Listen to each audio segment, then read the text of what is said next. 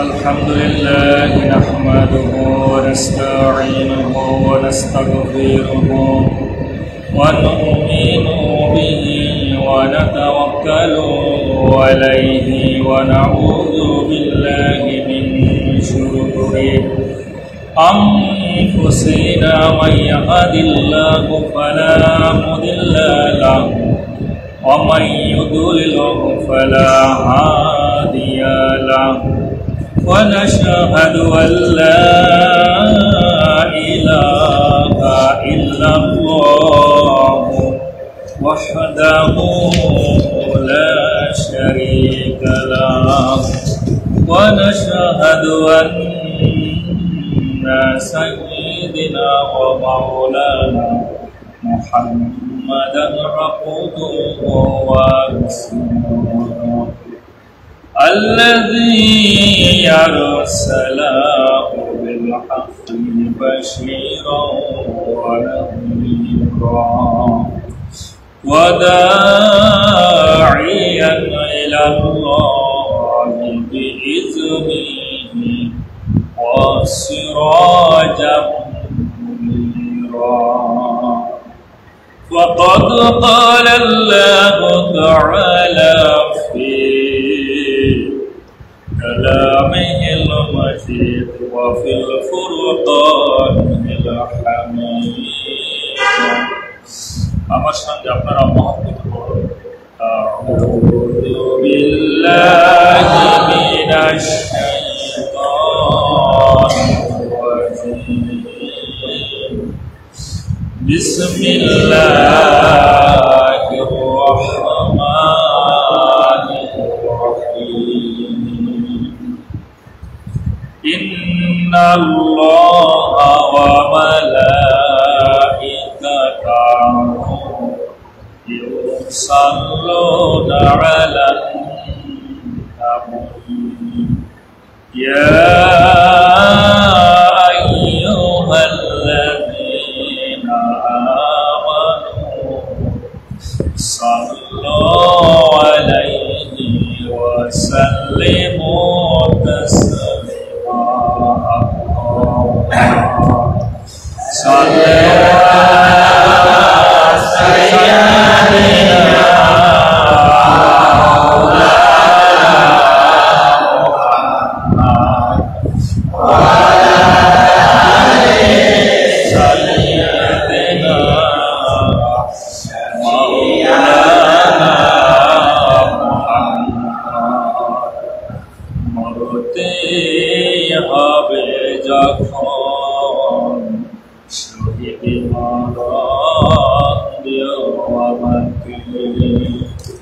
শাহাদাত জানি শুধু জীবন এ জীবন আমাকে দিও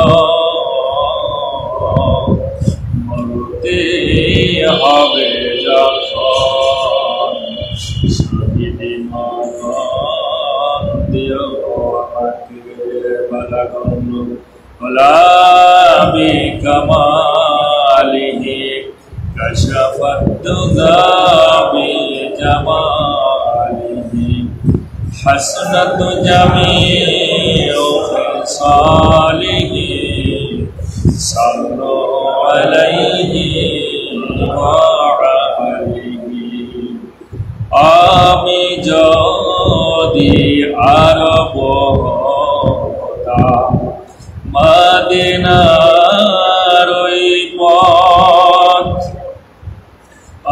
আমি যদি আরব হতাম মদিনার ওই পথ এই পথে মোর হেঁটে যেতেন প্রিয় নবী হযরত হাসান হোসেন হেসে হেসে নাচত আমার বক্ষে এসে চোখে আমার বইত নদী এসে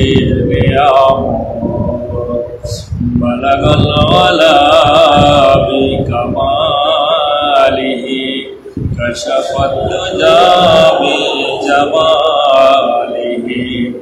হাসনাত জামিউ ফিসালিহি সাল্লু আলাইহি ওয়া আলিহি। আলহামদুলিল্লাহ, সমস্ত প্রশংসা গরিমা একমাত্র কেবলমাত্র আমার আপনার তামাম দুনিয়ার মালিক সেই রবের দরবারে খুশি হয়ে বলে আলহামদুলিল্লাহ। আল্লাহ সুবহানাহু ওয়া তাআলার অপার মহিমা কৃপা যে আমাদেরকে এখনো হায়াতে জিন্দেগিতে বাঁচিয়ে রেখেছেন এবং বেহেশতের বাগানে একত্রিত করেছেন, এজন্য শুকরিয়া আদায় করি বলে আলহামদুলিল্লাহ। আসুন আমরা মহব্বতে আল্লাহ সুবহানাহু ওয়া তাআলার শুকরিয়া আদায় করি। সকলেই আমার সঙ্গে আপনারাও বলুন রব্বানা লাকাল হামদ। জবানটা খুলে দিয়ে বলবেন, জবানটা খুলে দিয়ে মহব্বতের সঙ্গে বলবেন রব্বানা লাকাল হামদ হামদান কাসীরান তাইয়িবান মুবারাকান ফীহি ইয়া রাব্বি লাকাল হামদু কামা ইয়ানবাগি লিজালালি ওয়াজহিকা ওয়া লিআযীমি সুলতানিকা। লাকাল হামদু বিল কুরআন। জবানটা খুলে দিয়ে বলো রব লাকাল হামদু বিল কুরআন লাকাল হামদু বিল ঈমান লাকাল হামদু বিল ইসলাম আলহামদুলিল্লাহি রাব্বিল আলামিন আলহামদুলিল্লাহি আলা দীনিল ইসলাম। ইয়া মুকাল্লিবাল কুলুব ইয়া মুকাল্লিবাল কুলুব সাব্বিত কলবি আলা দীনিকা সাব্বিত কলবি আলা দীনিকা। আল্লাহুম্মা রযুকনি আল্লাহুম্মা রযুকনি আল্লাহুম্মা রযুকনি শাহাদাতিন শাহাদাতান ফি সাবিলিকা ওয়াজআল মাউতি ওয়াজআল মাউতি ফি বালাদি রাসূলিকা। আল্লাহুম্মা রযুকনি শাহাদাতান ফি সাবিলিকা ওয়াজআল মাউতি ফি বালাদি রাসূলিকা। আমরা সপ্তাহের এই ক্লাসে প্রতিদিন যদি বলি ইনশাআল্লাহ মুখস্থ হয়ে যাবে, ঠিক কিনা? আমরা এই দোয়াখানা আল্লাহ সুবহানাহু ওয়া তাআলার দরবারে পাঠাবো, অ্যাপ্লিকেশন করব। অ্যাপ্লিকেশনটা গ্রান্ট করার মালিক কে? আল্লাহ সুবহানাহু ওয়া তাআলা। যদি গ্রান্ট করেই নেয় তাহলে আমাদের সুপ্রসন্ন আমাদের এই জীবনে, ঠিক আছে? যেহেতু আল্লাহ সুবহানাহু ওয়া তাআলা কবুল করবেন, আমরা শাহাদাতের মৃত্যু পেতে পারি, ঠিক কিনা? এই জন্য আমাদেরকে সব সময় মৃত্যুর জন্য প্রস্তুতি নিতে হবে। প্রস্তুতি নিতে হবে। কেমন প্রস্তুতি? মৃত্যু হবে, কুল্লু নাফসিন যায়িকাতুল মাউত, মারা যাব। We will die. There is no doubt about this date. We have to take test of date. There is no doubt. লা রাইবা ফিহি, কোন সন্দেহ নাই, আমাদেরকে মৃত্যুর স্বাদ নিতেই হবে। There is no person in the world, that person live in the world forever. এমন কোন ব্যক্তি নেই যে পৃথিবীর মধ্যে সে চিরকাল বেঁচে থাকতে পারে। আছে? জবানটা খুলে দিয়ে আছে? নেই। পৃথিবীর মধ্যে অনেকেই খোদা দাবি করেছে কিন্তু বেঁচে আছে? আছে, জাদুঘরে আসে, ঠিক কিনা? মৃত অবস্থায় জাদুঘরে আছে তাদেরকে নিদর্শন দেখানোর জন্য। আর অনেককে আল্লাহ সুবহানাহু ওয়া তাআলা ধ্বংস করে এই মাটির তলে মিশিয়ে দিয়েছেন, ঠিক কিনা? আল্লাহ সুবহানাহু ওয়া তাআলা এই পৃথিবীতে যুগে যুগে কি পাঠিয়েছেন? নবী রাসূল পাঠিয়েছেন। প্রত্যেকটি নবী রাসূলের দাওয়াত ছিল একই রকম না ভিন্ন রকম? একই রকম দাওয়াত ছিল। আমার আপনার বিশ্ব নবী, বিশ্ব পয়গম্বর আরবি নবী সাল্লাল্লাহু আলাইহি ওয়াসাল্লাম, সকলেই বলেন সাল্লাল্লাহু, সেই লোক সবচেয়ে বেশি কৃপণ যে লোক বিশ্বনবীর নাম শোনার পরেও দরুদ পাঠ করে না। আল্লাহর হাবিব খুতবায় উঠবেন, এমন সময় বললেন আমিন আমিন আমিন, 3 বার আমিন বললেন। সাহাবা আজমাইন জিজ্ঞেস করলেন, ইয়া রাসূলুল্লাহ, আপনি তো এই খুতবা দেওয়ার সময় যখন ওঠেন তখন তো এই 3 বার যে আমিন বললেন এটা তো বলেন না, এখন বললেন কারণটা কি? আল্লাহর হাবিব বিশ্বনবী বললেন, ও আমার সাহাবীরা, এইমাত্র জিবরিল আমার কাছে একটা ফরমান নিয়ে এসেছে, তা হলো কোনো ব্যক্তি যখন আমার নামখানা শুনে কিন্তু দরুদ পাঠ করে না, আল্লাহর পক্ষ থেকে জিবরিল বলল, ধ্বংস হোক ওই মানুষ। আমি বললাম আমিন। মাথায় থাকবে মুসল্লি? রাসূলের নাম শুনলে আমরা কি পাঠ করব? রাসূলের নাম শুনলে কি পাঠ করব? সাল্লাল্লাহু আলাইহি ওয়াসাল্লাম। দরুদ পাঠ না করলে, রাসূলের শান মান যদি আমরা না প্রকাশ করি, আমরা যত দোয়া পাঠাই না কেন, যত অ্যাপ্লিকেশন পাঠাই না কেন, আকাশের মধ্যে ঘুরপাক খাবে আর সাজিদ পর্যন্ত রবের দরবারে পৌঁছাবে।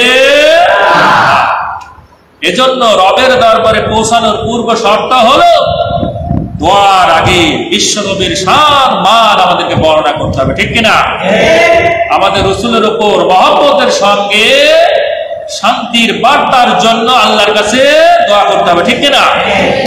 আল্লাহ রাব্বুল আলামিন এই পৃথিবীর মধ্যে নবী রাসূলকে পাঠিয়েছেন, আমার আপনার বিশ্বনবী মুহাম্মদকেও পাঠিয়েছেন।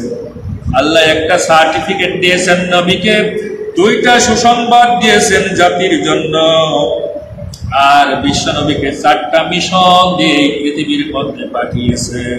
বলেন সুবহানাল্লাহ।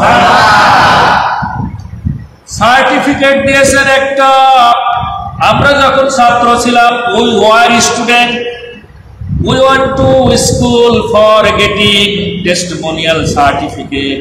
আমরা যখন স্কুলে গিয়েছি সার্টিফিকেটের জন্য, একটা সার্টিফিকেট আনার জন্য, প্রশংসাপত্র আনার জন্য স্কুলে যেতাম। আমার একটা সার্টিফিকেট লাগবে, কিসের সার্টিফিকেট? প্রশংসাপত্র। আল্লাহ রাব্বুল আলামিন নবীকে একটা প্রশংসাপত্র দিলেন। আল্লাহ জানিয়ে দিলেন, ইন্না আরসালনাকা বিল হাক্কি। সূরা আল বাকারা, দ্বিতীয়তম সূরা আল বাকারার 119তম আয়াতে কারিমার মধ্যে আল্লাহ বললেন, ইন্না নিশ্চয় আরসালনাকা, আমি আপনাকে পাঠিয়েছি, বিল হাক্কি, সত্য সহকারে, হক দিয়ে পাঠিয়েছি। আপনি নিজেও হক, আর আপনি আমার পক্ষ থেকে যা নিয়ে গেছেন সেগুলো হলো হক, ঠিক কিনা? এই কুরআনুল কারীম হক না বাতিল? জবানটা খুলে দিয়ে বলেন, এই কুরআনুল কারীম কি? এই কুরআনুল কারীম হলো হক, এর প্রত্যেকটা কথাই হলো হক। যারা এই কোরআন থেকে কথা বলে তারাও হলো হক, তাদের কথাগুলো হক, ঠিক কিনা?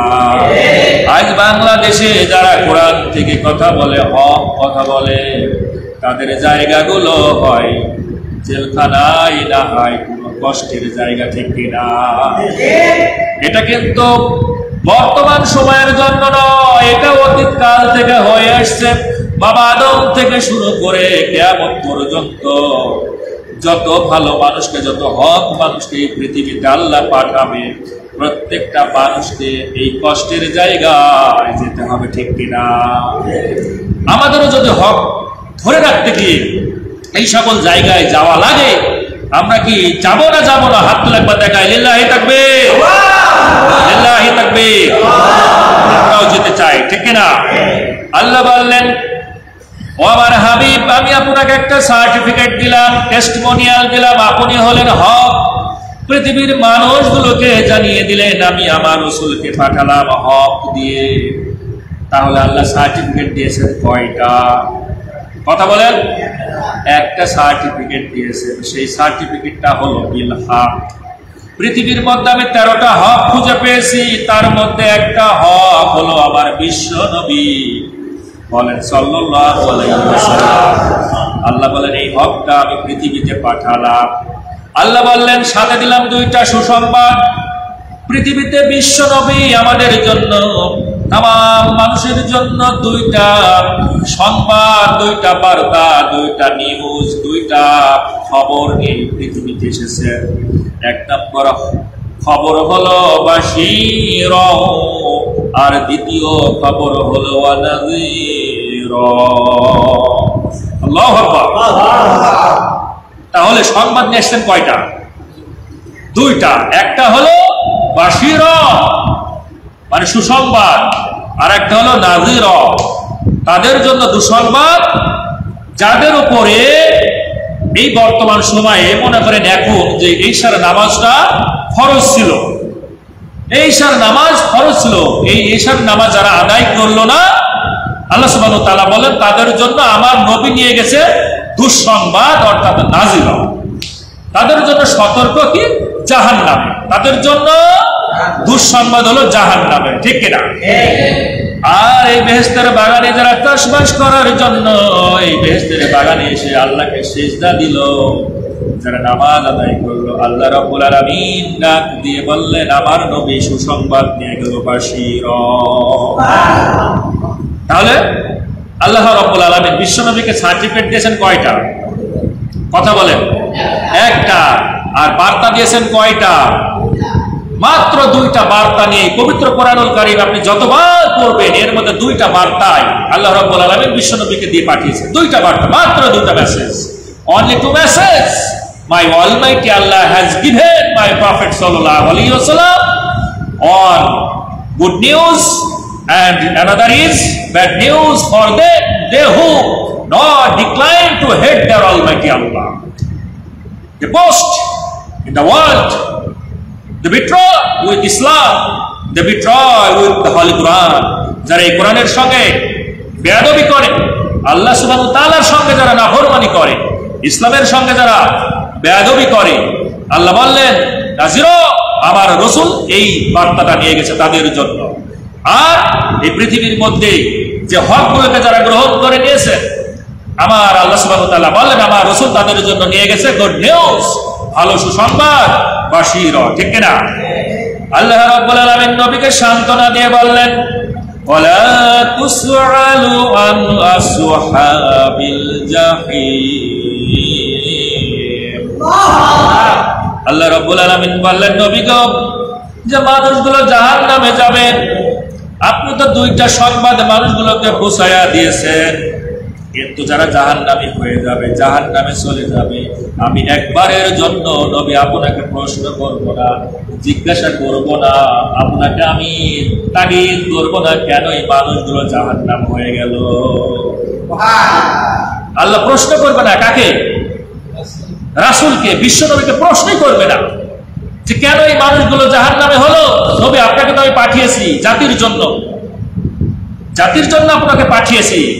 আপনি মানুষগুলোকে হেদায়েতের রাস্তা দেখাবেন, কোরআন দেখাবেন, হক দেখাবেন, ইসলাম দেখাবেন, নামাজ দেখাবেন, সিয়াম দেখাবেন, all type of good activities you will show for your nation. আপনার জাতির জন্য আপনি এই জিনিসগুলো দেখাবেন। কিন্তু এরপরেও দে হু আর ইন হেল, যারা জাহান্নামের মধ্যে থাকবে, মাই অলমাইটি আল্লাহ never question as to my prophet sallallahu alaihi wasallam, আমার রাসূলকে কখনো এই ব্যাপারে জিজ্ঞাসা করবে না why this person go in hell, এই মানুষগুলো কেন জাহান্নামে গেল, এই কথা আল্লাহ জিজ্ঞাসা করবে না। এই কথা কে বলতেছে? আল্লাহ। কোরআনুল কারীমের মধ্যে আল্লাহ জানালেন ওয়ালা না না না তুসআলু, প্রশ্ন করবে না আল্লাহ রাব্বুল আলামিন আন আসহাবিল জাহিম, কেন মানুষগুলো জাহান্নামে হলো জিজ্ঞাসা করবে না। তাহলে আমরা পেলাম সার্টিফিকেট দিয়েছেন রাসূলকে, একটা টেস্টিমোনিয়াল দিয়েছেন আল্লাহ সুবহানাহু ওয়া তাআলার পক্ষ থেকে, আর 2টা বার্তা দিয়েছেন। মাথায় থাকবে? 2টা মেসেজ মনে থাকবে? গুড নিউজ কারা কারা পেতে চান একবার হাত তুলে দেখায়। রাসূলের পথে আমরা থাকতে চাই, বলে লিল্লাহি তাকবীর। আমরা রসুলের পথে থাকতে চাই, বলেন আমিন। আল্লাহ রাব্বুল আলামিন এবারে জানিয়ে দিলেন আমার রসুল দুইটা সংবাদ নিয়ে গেল, কিন্তু মিশন হলো চারটা। মিশন কয়টা? জবানটা খুলে দিয়ে বলেন মিশন কয়টা? চারটা মিশনের মধ্যে আল্লাহ রাব্বুল আলামিন বললেন কামা আরসালনা ফিকুম রাসূলাম মিনকুম ইয়াতলু আলাইকুম আয়াতিনা ওয়া ইউযাক্কিকুম ওয়া ইউআল্লিমুকুমুল কিতাবা ওয়াল হিকমা ওয়া ইউআল্লিমুকুম মা লাম তাকুনু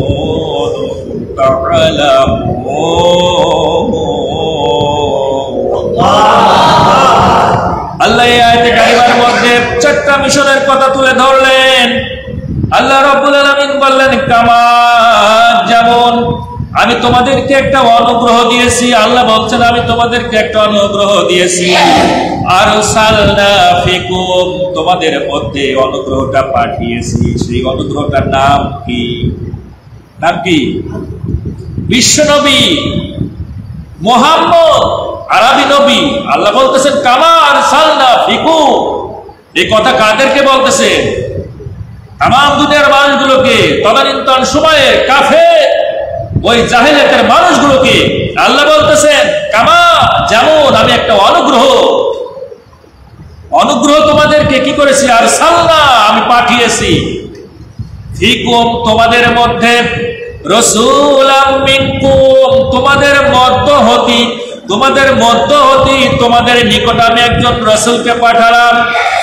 বিশ্বনবী কিন্তু অন্য কোনো দেশ থেকে আসে নাই, কোনো আকাশ থেকে আসে নাই, কোনো মঙ্গল গ্রহে থেকে আসে নাই, কোনো শনি গ্রহে থেকে আসে নাই। বিশ্বনবী 570 খ্রিস্টাব্দে মক্কা নগরে কুরাইশ বংশে আরবদের মাঝ থেকে এই পৃথিবীর মধ্যে এসেছে, বলে ঠিক কিনা? বিশ্বনবী আরবদের মাঝ থেকে, ওই কুরাইশ বংশে, ওদের মধ্যে থেকে এসেছেন। এই কথা কে বলছেন? আল্লাহ সুবহানাহু ওয়া তাআলা বলছেন। সুতরাং আমার নবী তোমাদের মধ্যে গিয়েছে চারটা মিশন নিয়ে। চারটা মিশনের এক নাম্বার মিশন হলো ইয়াতলু আলাইকুম আয়াতিনা। আমার নবী এই যে কিতাবখানা দেখতেছেন, এই কিতাবখানা তোমাদেরকে কি করবে? শোনাবে, পড়ে পড়ে শোনাবে। বড় ইচ্ছার মানুষ আল্লাহ রাব্বুল আলামিন এই কিতাবখানায় কোরআনুল কারীম বিশ্ব নবীকে দিয়েছিলেন। বিশ্ব নবী তেলাওয়াত করে করে ওই মক্কার মানুষগুলোকে শুনিয়েছেন, ঠিক কিনা? আজ আমরা এই কোরআনকে ভুলে গেছি, কোরআন তেলাওয়াত করি না। বিশ্ব নবী নিজেই তেলাওয়াত করে মানুষগুলোকে শুনিয়েছে।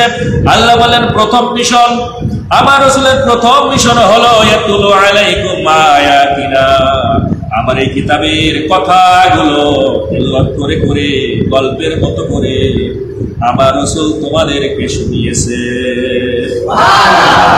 দ্বিতীয় মিশন হলো বরবের মানুষ, ও তামাম দুনিয়ার মানুষ, ও খুকসা জেলার মানুষ, ও বাংলাদেশ, ও তামাম দুনিয়ার মানুষ, আল্লাহ রাব্বুল আলামিন বললেন তোমরা ছিলা অজ্ঞ, তোমরা ছিলা জাহেল, তোমরা লেখাপড়া জানতে না, তোমরা কিছুই জানতে না, তোমরা গুমরাহির মধ্যে ছিলা, তোমরা ছিলা অপবিত্র, তোমরা পবিত্র ছিলে না, তোমরা অপবিত্র ছিলে। আল্লাহ রাসূলকে আল্লাহ বললেন আমি পাঠালাম ইউযাক্কিকুম, তোমাদেরকে আমার রাসূল কোরআন পড়ে পড়ে শোনায় আর তোমাদেরকে পবিত্র করে দেয়। তাহলে দ্বিতীয় মিশন কি? ইউযাক্কিকুম, তোমাদেরকে কি করেন? পবিত্র করেন। প্রথম মিশন হলো রাসূল এই কোরআনুল কারীম তেলাওয়াত করে করে শুনিয়েছেন। তাহলে আমরা কি এই সুন্নাহটা পালন করব না? বলেন তো, বিশ্বনবী শুধু তেলাওয়াত করবেন, আমরা করব না, এটা কি হবে? তাহলে রাসূলের আদর্শ আমাদের মানা হবে? হবে না। রাসূল এটা পাঠ করে কি করলেন? ইউযাক্কিকুম, আর বলল যে তোমাদেরকে পবিত্র করে। ওয়াইউআল্লিমুকুমুল কিতাবা ওয়াল হিকমা, আল্লাহ রাব্বুল আলামিন বললেন তৃতীয় মিশন হলো আমার রাসূল এই কিতাবটা তোমাদেরকে শিক্ষা দিবে, তাফসীর করে জানাবে। এই কিতাবের মধ্যে যত কঠিন যত সহজ যা কিছু আছে যা কিছু বিষয়াদি আছে সবগুলো তাফসীর করে তোমাদেরকে শোনাবে। এই কিতাবটা তোমাদেরকে শিক্ষা দিবে আর তোমাদেরকে সুন্নাহ শিক্ষা দিবে। হিকমা মানে হলো বিজ্ঞান। আল্লাহ রাব্বুল আলামিন এই পৃথিবীতে নবীকে যা দিয়ে পাঠিয়েছেন আর রাসূল যত কথা বলেছেন প্রত্যেকটি কথাই হলো বিজ্ঞানময় কথা। বলেন সুবহানাল্লাহ। রাসূলের প্রত্যেকটা কথাই, every talk of my prophet sallallahu alaihi wasallam is based science based science। প্রত্যেকটা কথাই হলো বিজ্ঞান। রাসূলের প্রত্যেকটা কথার মধ্যে আছে কি? সায়েন্স। আল্লাহ নিজেই সূরা লোকমান 31তম সূরা লোকমানের 2য় আয়াতে বলেন, তিলকা আয়াতুল কিতাবিল হাকীম। আল্লাহ জানালেন এই কিতাবের প্রত্যেকটা কথাই হলো বিজ্ঞানময় কথা, প্রত্যেকটা কথাই হলো সায়েন্টিফিক। অর্থাৎ প্রত্যেকটা কথা হলো আমার রাসূলের চরিত্র, আর প্রত্যেকটা চরিত্র হলো বিজ্ঞান ভিত্তিক। বলেন ঠিক কিনা? প্রত্যেকটা কথাই হলো বিজ্ঞান, সায়েন্স। সুতরাং আজকে আমরা সায়েন্স দেখব, বিজ্ঞান নিয়ে একটু আপনাদের আজকে আমরা আমাদের সচরাচর জীবনে আমি আজকে ফুড সায়েন্স নিয়ে কথা বলবো, খাদ্য বিজ্ঞান নিয়ে কথা বলবো। এর মধ্যে সায়েন্স কি আছে এটা আপনাদেরকে জানতে হবে এবং আমরা জানবো, শিখবো ইনশাআল্লাহ। যতক্ষণ লাগবে সময় দিবেন তো? কারা কারা দিতে চান না হাত তুলে দেখায়। আপনি দিতে চান না? সময় দিতে হবে। একটু সময় দিয়ে আমরা আজকে যতটুকু আমি আলোচনা করব, থাকবেন তো ইনশাআল্লাহ। আল্লাহ সুবহানাহু ওয়া তাআলা আমাদের তৌফিক দান করে বলেন আমিন। আল্লাহ রাব্বুল আলামিন বললেন চতুর্থ মিশন হলো وَيُعَلِّمُكُم مَّا لَمْ تَكُونُوا تَعْلَمُونَ। আল্লাহ বললেন তোমরা এমন কোন বিষয় আছে যে বিষয়গুলো তোমরা একেবারে জানতে না, আমার নবী তোমাদেরকে একেবারে হাতে কলমে শিক্ষা দিয়েছেন। বলেন সুবহানাল্লাহ। তার মানে এই চারটা মিশন নিয়ে পৃথিবীতে এসেছেন কে? বিশ্ব নবী সাল্লাল্লাহু আলাইহি ওয়াসাল্লাম। এই চারটা মিশনের বাইরে নেই, এই চারটার মধ্যে সব আছে। সুতরাং আসুন আমরা এই চারটা বিষয়ের মধ্যে আমরা যে জিনিসগুলো জানি না সেই জিনিসগুলো জানবো ইনশাআল্লাহ। আজকে আমি বলেছি যে কি কথা হবে, কি বিষয় নিয়ে? ফুড সায়েন্স, খাদ্য বিজ্ঞান নিয়ে। পৃথিবীর মধ্যে আমরা যাই কিছু করি না কেন খাবার কিন্তু আমাদের লাগবে, ঠিক কিনা? খাবার ছাড়া কি আমরা বাঁচতে পারবো? খাবার ছাড়া আমরা কিন্তু বাঁচতে পারবো না। Why need food? কেন খাবার প্রয়োজন? ইফ ইউ আস্ক, যদি আপনাকে প্রশ্ন করা হয়, জিজ্ঞাসা করা হয় হোয়াই নিড ফুড, কেন খাবার প্রয়োজন, তাহলে আপনি এক চান্সে বা ইন এ ওয়ার্ড, এক কথায় কিন্তু you can answer that for energy, শক্তির জন্য আমরা খাই, ঠিক কিনা? কারণ আমাদের এই যে শরীরের মধ্যে মাইটোকন্ড্রিয়া নামে একটা বস্তু কে দিয়েছে? জবানটা খুলে দিয়ে কে দিয়েছে? এই মাইটোকন্ড্রিয়ার মধ্যে জমা থাকে। আমরা যত খাবার দাবার খাই সেটা গ্লুকোজ আকারে যায়, অ্যামাইনো অ্যাসিড হিসেবে যায়, ফ্যাট হিসেবে যায়। আর একটা 3টা এলিমেন্ট আছে যেগুলো ডাইজেস্ট করার প্রয়োজন হয় না, সরাসরি ব্লাডে একেবারে ফর্মালিটি মেনটেন করে চলে যায়। তার মধ্যে একটা হলো ওয়াটার, পানি, আর একটা হলো ভিটামিন, খনিজ, আর একটা হচ্ছে সল্ট, লবণ। এই 3টা জিনিসের কোনো ডাইজেস্ট করা লাগে না, আমাদের সরাসরি ব্লাডে চলে যায়। আর 3টা জিনিস আমাদেরকে কি করা লাগে? ডাইজেস্ট করা লাগে। আমাদের একটু খাওয়া দাওয়া লাগে, চাবানো লাগে। এগুলো আমাদের ওই কেমিক্যাল ডাইজেশন লাগে এবং মেকানিক্যাল ডাইজেশন, এই 2 ধরনের ডাইজেশন লাগে। তার মধ্যে একটা হলো কি ওই যে কার্বোহাইড্রেট খাবার, কার্বোহাইড্রেট জাতীয় শর্করা জাতীয় খাবার, আর একটা হলো কি প্রোটিন জাতীয় খাবার, যত রকমের মাছ মাংস আছে না এগুলো আমাদের লাগে। আর একটা হলো কি ফ্যাট মানে চর্বি জাতীয় খাবার। এই 3 আর ওই 3 কত হলো? 3 আর 3 5, ঠিক না? 3 আর 3 6। এই 6টা এলিমেন্ট আমাদের কি শরীরে প্রয়োজন হয় সবচেয়ে বেশি, ঠিক না? এই যে খাবারগুলো আমরা খাই, এই খাবারগুলো অনেকগুলো প্রসেসিং হয়ে, এত কিছু বলার সময় যেহেতু কম, এই প্রসেসিং হয়ে আমাদের খাদ্যগুলো কোষের মধ্যে গিয়ে এটিপি তৈরি করে, শক্তি তৈরি করে মাইটোকন্ড্রিয়াতে জমা থাকে, যাতে করে আলেম ওলামাগুলোকে আঘাত করা যায়, ঠিক কিনা? ঠিক, আলেম ওলামাগুলোকে আঘাত করবে।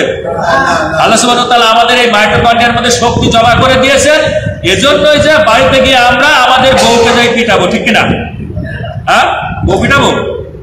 এই শক্তি জমা করতে বলেছেন আল্লাহ সুবহানাহু ওয়া তাআলা, যে পৃথিবীর মধ্যে যারা কাফের, যারা আমার ইসলামকে ফু দিয়ে নিভিয়ে দিতে চায়, যারা কোরআনকে রুদ্ধ করতে চায়, কোরআনের হক মানুষগুলোকে যারা বাধা দিতে চায়, তোমরা এই মাইটোকন্ড্রিয়ার শক্তিগুলোকে ব্যবহার করে তাদের বিরুদ্ধে কি করো? শক্তি ব্যয় করো, ঠিক কিনা? এই শক্তির জন্য দরকার কি? খাবার। খাবার যে আমাদের কেন প্রয়োজন এটা আমরা বুঝতে পেরেছি কয়েকদিন আগে। রমজান মাস গেল না, এটা আমরা হাড়ে হাড়ে টের পেয়েছি। সারাদিন যখন না খেয়ে থেকেছি, শরীর দুর্বল হয়ে গিয়েছে। যত রকমের রুস্তম আর যত রকমের পালোয়ান থাকুক না কেন, সারাদিন না খাওয়ার পর আমাদের কোষগুলো, আমাদের শরীর কিন্তু একটু জড়াইয়ে যায়, ঠিক কিনা? শরীর দুর্বল হয়ে যায়। আসুন এই খাবার নিয়েই আমরা ইনশাআল্লাহ কথা বলবো। আমি আপনাদের প্র্যাকটিক্যাল কিছু জিনিস এর মাধ্যমে আজকের এই আলোচনাটা উপহার দিতে চাই। আমার হাতে দেখতে পাচ্ছেন এটা কি? আমি কি কখনো এই পানি দিয়ে আপনাকে কথা বলেছি? হ্যাঁ, বলেছিলাম? তাহলে আপনাদের কাছে আলোচনাটা করি নাই, যেহেতু আজকে আলোচনাটা করি, সুযোগ যেহেতু আছে। আমার হাতে দেখতে পাচ্ছেন এটা কি? পানির বোতল। আমার এটা কোন হাতে আছে? বাম হাতে, কিন্তু আমার স্ক্রিনে ডান হাতে বুঝাচ্ছে। যে জন্য যে সকল আমার লাইভে যে সকল ভাইরা আছে, প্রায় হাজার হাজার ভাই বোনেরা লাইভে থাকে, এজন্য হয়তো ওরা ভাবতে পারে যে এখন আমার ডান হাতে, কিন্তু আছে বাম হাতে। এটা আমার বাম হাতে আছে। আবার এই বোতলটা যদি আমি ডান হাতে নিই, এর ভিতরে যে পানিটা আছে, পানিটা পবিত্র না অপবিত্র বলেন তো? পানি তো পবিত্র, এ ব্যাপারে দলিল আছে, কিন্তু পানি পবিত্র। এখন আমি যদি এই পানিটা ডান হাতে খাই, তাহলে এটা কি আমার জন্য হালাল হলো না হারাম হয়ে গেল? হালাল হয়ে গেল, 100% হালাল। এ ব্যাপারে কোনো সন্দেহ আছে? কারো সন্দেহ থাকলে একবার ঘুরে আসেন। সন্দেহ আছে? আমি যদি এখন বাম হাতে খাই, তাহলে এটা কি হবে? হারাম হয়ে যাবে। কিন্তু ভিতরে তো পানিটা পবিত্র। ভিতরে পানিটা কি? পবিত্র। এই পানিটা পবিত্র, কিন্তু পবিত্র জিনিসই আমি ডান হাত দিয়ে খেলাম, এটা আমার জন্য হালাল হয়ে গেল। আবার ঠিক আমি বাম হাত দিয়েই খেলাম, তাহলে এটা আমার জন্য হারাম হয়ে গেল। খেলাম পবিত্র জিনিস, কিন্তু হারাম হয়ে গেল। এই হারাম খাওয়ার জন্য আমার আমল নামায় গুনাহ লিখবে না, সব লিখবে। আর যদি আমি ডান হাত দিয়ে খেতাম, তাহলে কি? সব লিখবে। বড় যারা মানুষগুলো কান খুলে শুনে রাখুন, আপনি গোস্ত খান, মাংস খান, ডাল খান, দুধ খান, যত রকমের পবিত্র জিনিস আপনি খান না কেন, আপনার ইনকামের টাকাটা যদি হালাল না হয়, অবশ্যই সেই খাবারটা পবিত্র হলেও সেই খাবারটা আপনার জন্য হারাম হয়ে যায়। ঠিক কিনা? ঠিক কিনা? আসতে বলছে, তার মানে বোঝা যাচ্ছে যে সমস্যা আছে। জবানটা খুলে বলতেছেন না, তার মানে ঝামেলা আছে। আমি প্র্যাকটিক্যাল কিছু দিয়েই জিনিস দিয়ে আপনাদেরকে বোঝাতে চাই। আমার কাছে এই যে টাকাটা দেখছেন, আমার কাছে এই যে টাকা, দুইটা টাকা আছে না? দুই ধরনের নোট আছে, আছে না? এক ধরনের বাম হাতের টাকাটা আমি সুদের ব্যবসা করে ইনকাম করেছি, আর এই টাকাটা আমি ব্যবসা করে আমি ইনকাম করেছি। তাহলে দুটাই তো আমি ইনকামে করেছি, তাই না? কিন্তু এই ব্যবসায়িক টাকাটা দিয়ে যখন আমি এই বোতলে, পানির বোতলটা, বাম বোতলটা কিনবো, তখন এটা আমার জন্য কি হবে? হালাল হয়ে যাবে, ঠিক কিনা? আর যখন আমি সুদের টাকাটা দিয়ে কোনো কিছু ক্রয় করবো, তখন কি হয়ে যাবে? হারাম হয়ে যাবে। টাকা তো পবিত্র, এই টাকা পবিত্র না? এই টাকার মধ্যে কোনো ভেজাল আছে? আপনি যদি টাকা দুটা টাকায় দেন, কোন দোকানদারকে দেন, সে কিন্তু নিয়ে নিবে, কারণ টাকার মধ্যে কোনো ভেজাল নেই। ভেজাল কিসের মধ্যে? আমাদের ইনকামের মধ্যে, ঠিক কিনা? ভেজাল কিসের মধ্যে? আমাদের উপার্জনের মধ্যে, ঠিক কিনা? এজন্য মুসল্লি বুঝে সুঝে আমাদের ইনকাম করতে হবে, বুঝে সুঝে আমাদের এই পৃথিবীতে উপার্জন করতে হবে। তার মানে দুটাই টাকাই পবিত্র, দুটা টাকাই পাক, দুটা টাকার মধ্যে কোনো ভেজাল নাই। কিন্তু আল্লাহ রাব্বুল আলামিন বললেন, ওয়া হালাল্লাহুল বাইয়া ওয়া হারামার রিবা, আমি ব্যবসাকে করে দিয়েছি হালাল আর সুদকে করেছি হারাম।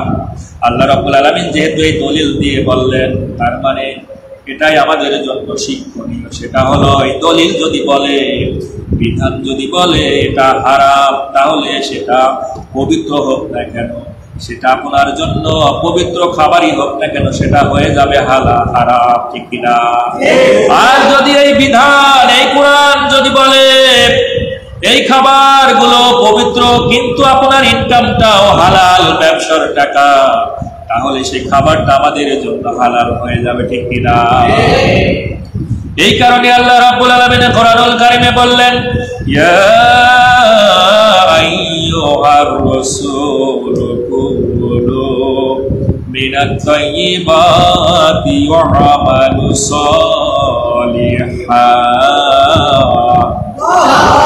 ইন্নী বিমা তা'মালুনা আলীম। আল্লাহ রাব্বুল আলামিন বললেন, পৃথিবীর মধ্যে আমি যত নবী রাসূলগুলোকে পাঠিয়েছি, যত পয়গম্বর পাঠিয়েছি, সমস্ত পয়গম্বরকে আল্লাহ এই নির্দেশ দিলেন, তোমরা হালাল খাও। কি খাও? হালাল খাও।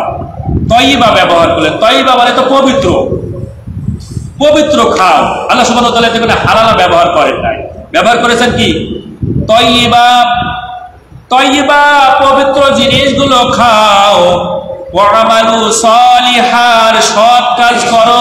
তার মানে সৎ কাজ, ভালো কাজের পূর্বে আল্লাহ বললেন তয়্যিবা নবী রাসূলগুলোকে।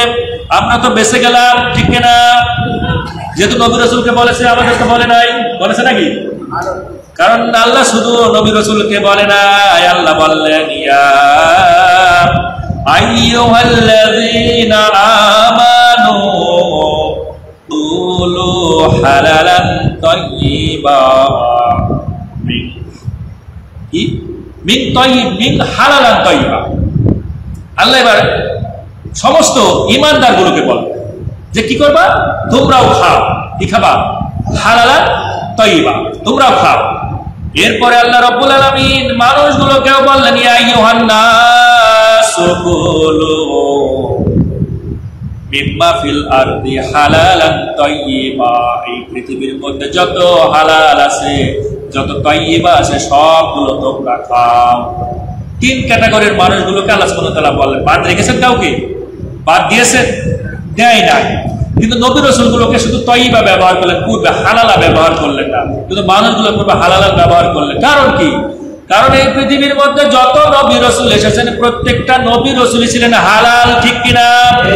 প্রত্যেকটা নবী রাসূলই ছিলেন হকের উপর প্রতিষ্ঠিত। তারা নিজেরাই তো ছিল হক, তারা নিজেরাই ছিল হালাল। আমরা কিন্তু হালাল হতে পারি নাই, আমরা কিন্তু পবিত্র হতে পারি নাই। যার কারণে আল্লাহ রাব্বুল আলামিন মানুষের আগে কিন্তু ব্যবহার করলেন হালালান তাইয়্যিবা। তোমরা হালাল খাও আর পবিত্র জিনিসগুলো খাও, ঠিক কিনা? কারণ আমরা মানুষ ভেজালে ভরা, ঠিক কিনা? এই কারণে আল্লাহ বললেন, ও পৃথিবীর মানুষ, ও ঈমানদার, তোমরা ভেজাল হয়ে যেতে পারো, কিন্তু আমার নবী রাসূল তো হক, হালাল, এই জন্য তাইয়্যিবা দিলেন আর আমাদের আগে হালাল দিয়ে দিলেন। আল্লাহ রাব্বুল আলামিনের এই যে উদাহরণগুলো দিয়ে দেখলাম, আল্লাহ বলেন ওয়ালা তাত্তাবিউ খুতুওয়াতিশ শাইতান, তোমরা শয়তানের পদক্ষেপ অনুসরণ করো না। ইন্নাহু লাকুম আদুউম মুবিন, নিশ্চয় শয়তান তোমাদের প্রকাশ্য শত্রু।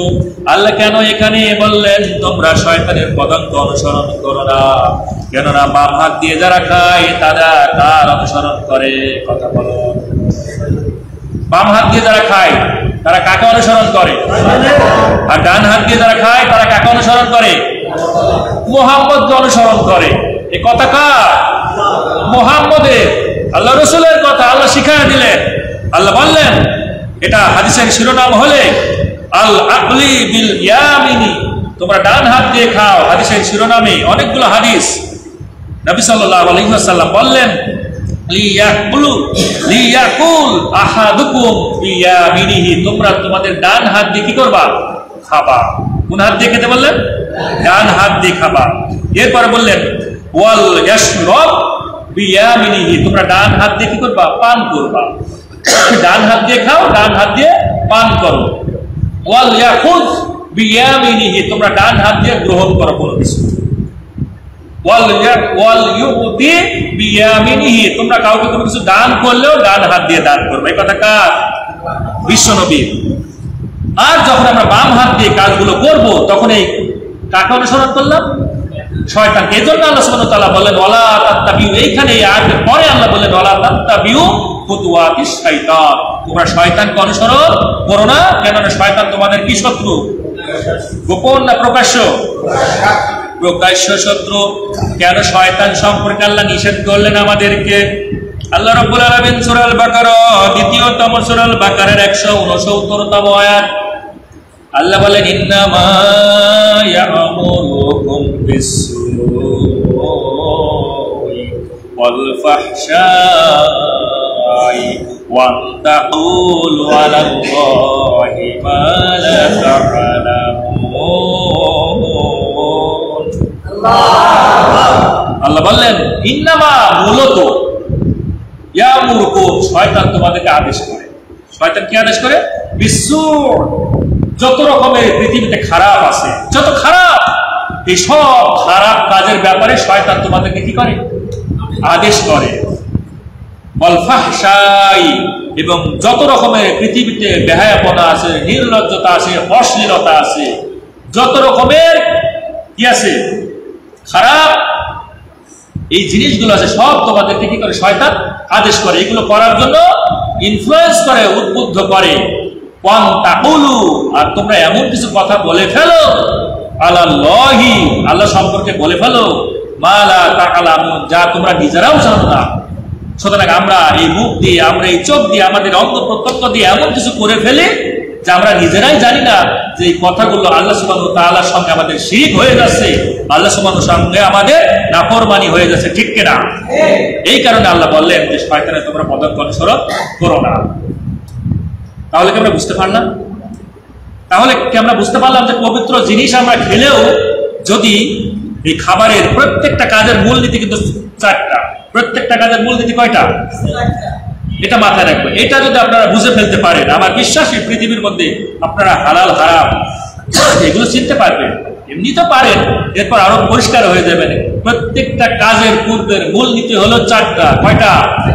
4টা। 1 নাম্বার হলো যে বিধান দিয়ে, রসুলের সুন্নাহ দিয়ে আপনাকে বলে দিতে হবে যে সেই খাবারটা হালাল অথবা হারাম, ঠিক কিনা? এটা বলে দিতে হবে।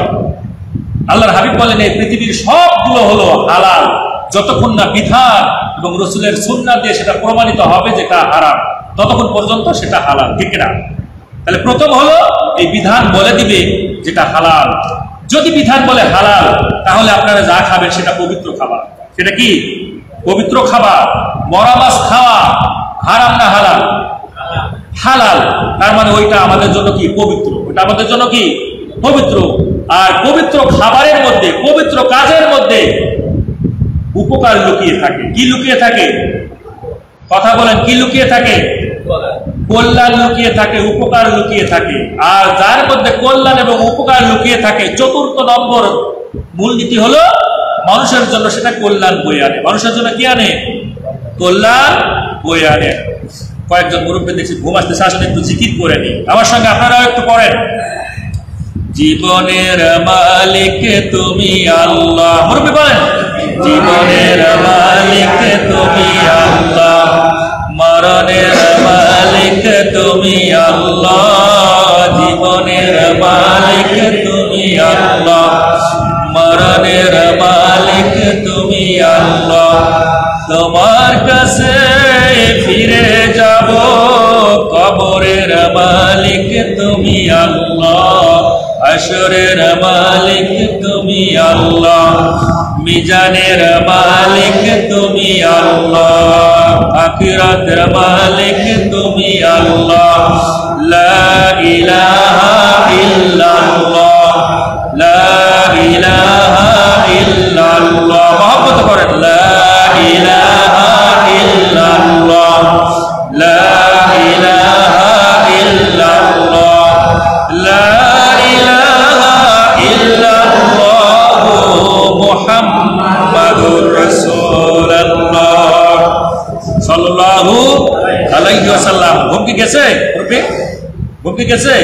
যদি 50-50 যায়, আরেকবার 50-50 ইনশাআল্লাহ চলে যাবে। বলেন, আমরা এসেছি মাটি হতে। বলেন সবাই, জবান খুলে দিয়ে। আমরা এসেছি মাটি হতে, ফিরে যাব আবার মাটির ঘরে।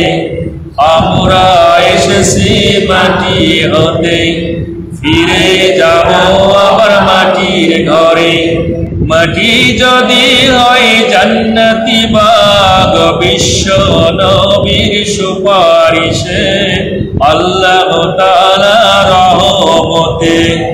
লা ইলাহা ইল্লাল্লাহ, লা ইলাহা ইল্লাল্লাহ, লা ইলাহা ইল্লাল্লাহ, লা ইলাহা ইল্লাল্লাহ, লা ইলাহা ইল্লাল্লাহ, লা ইলাহা ইল্লাল্লাহ মুহাম্মাদুর রাসূলুল্লাহ সাল্লাল্লাহু। জবানটা খুলে দিয়ে আমার সঙ্গে আপনারা বলবেন যে পবিত্র কোরআনুল কারীমে এই হালালা শব্দটা আল্লাহ সুবহানাহু ওয়া তাআলা 9টা অর্থাৎ হালালা শব্দটা 5টা সূরার মধ্যে 6টা আয়াতে 6 বার দিয়েছেন। বলেন সুবহানাল্লাহ। হালালা মানে হালাল, এই হালালা শব্দটা কোরআনুল কারীমে কয়টা সূরায় দিয়েছেন? না, 5টা সূরায়। 6টা সূরায়? 5টা সূরায় 6টা আয়াতে 6 বার দিয়েছেন। কয়বার? 6 বার দিয়েছেন। তয়্যিবা, এই তয়্যিবা শব্দটা পবিত্র কোরআনুল কারীমের মধ্যে 9টা সূরার 15টা আয়াতে 16 বার দিয়েছেন। বলেন সুবহানাল্লাহ। কয়টা সূরার মধ্যে? 9টা সূরার মধ্যে কয়টা আয়াতে? 15টি আয়াতে কতবার দিয়েছেন? 16 বার দিয়েছেন। বলেন সুবহানাল্লাহ। হালালান তয়্যিবা, এই একই সঙ্গে কম্বিনেশন হিসেবে আল্লাহ সুবহানাহু ওয়া তাআলা পবিত্র কোরআনুল কারীমের মধ্যে দিয়েছেন 4টা সূরার 4টা আয়াতে 4 বার দিয়েছেন। বলেন সুবহানাল্লাহ। এই কোরআনুল কারীমের মধ্যে আমি এই খাওয়া দাওয়ার ব্যাপারে 2টা শব্দ পেয়েছি। কয়টা শব্দ? 2টা শব্দ। আল্লাহ রাব্বুল আলামিন কোরআনুল কারীমের মধ্যে অনেকগুলো আয়াতের মধ্যে একটি আয়াত সূরা আরাফ 7তম সূরা 31তম আয়াতে কারিমার মধ্যে আল্লাহ জানিয়ে দিলেন, ওয়াকুলু ওয়াশরাবু ওয়ালা তুসরিফু। আল্লাহ বলেন ওয়াকুলু, তোমরা খাও, ওয়াশরাবু, তোমরা পান করো। কুলু এবং ওয়াশরাবু এই 2টা শব্দ খাওয়া দাওয়ার ব্যাপারে আমি পেয়েছি।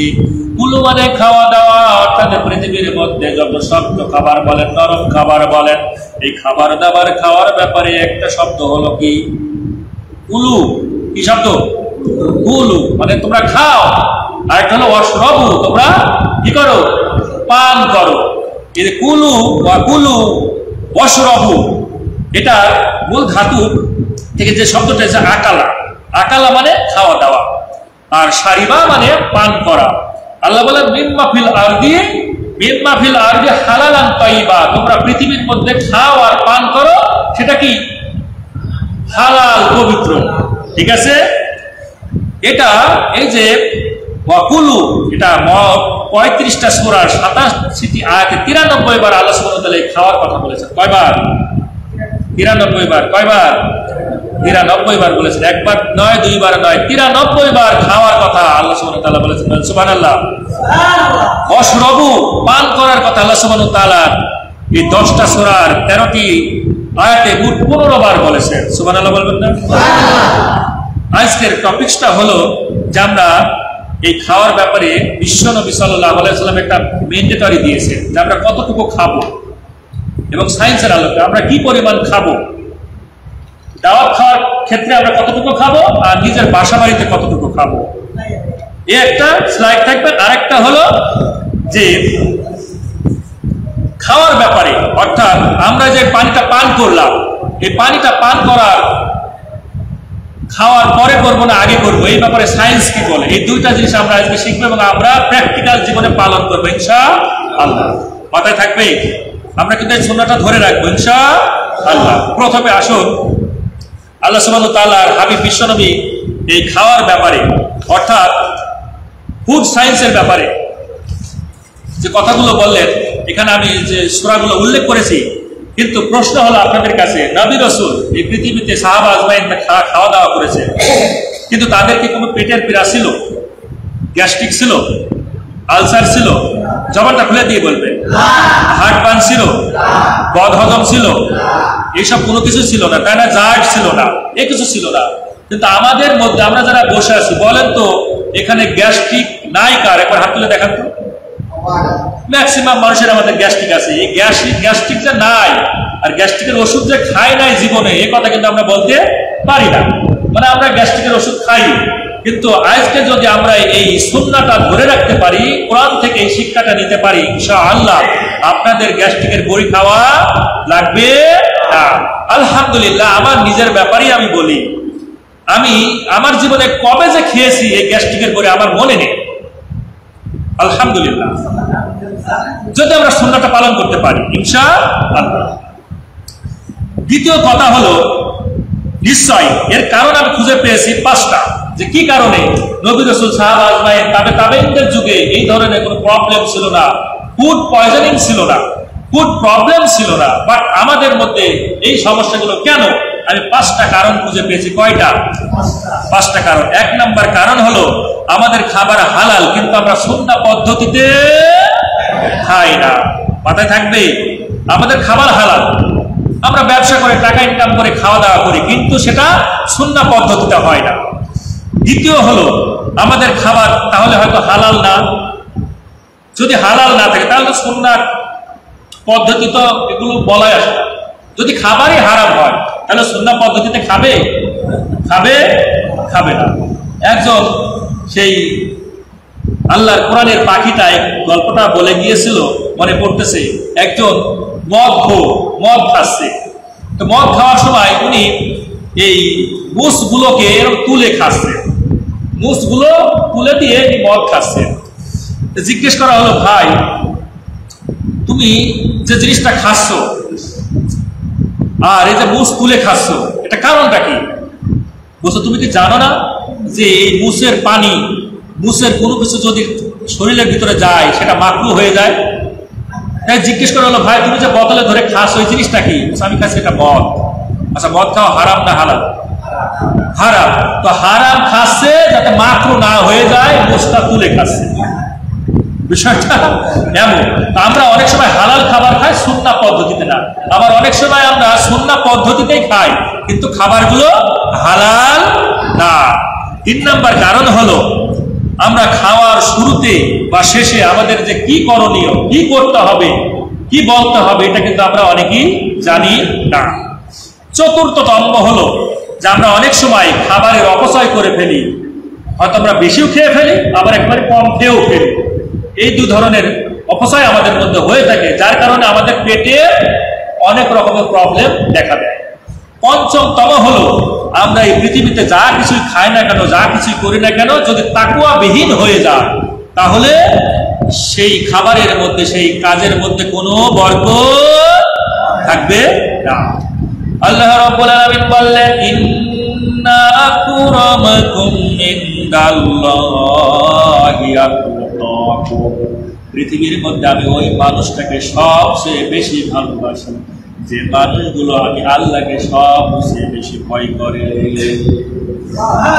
সুবহানাল্লাহ বলবেন না? তাহলে পৃথিবীর মধ্যে আল্লাহ সবচেয়ে কাকে ভালোবাসে বেশি?